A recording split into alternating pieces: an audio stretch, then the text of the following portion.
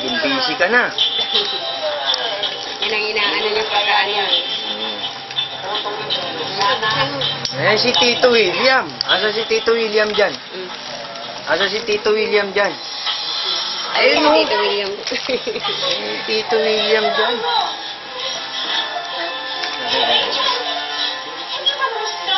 Ano, plastic na yan eh. Yung isa, buksan mo. Yung isa, buksan mo. Ganyan ba yan? Ballpen yan. Oh, ballpen. Ballpen pala yan eh. Ang galing mo. Galing ah. Ayan, hindi na nga aro ka ng ballpen. Ayan, may ballpen ka. Yung isa, buksan mo. Tignan natin. Huwag mo na anuhin. Tama na.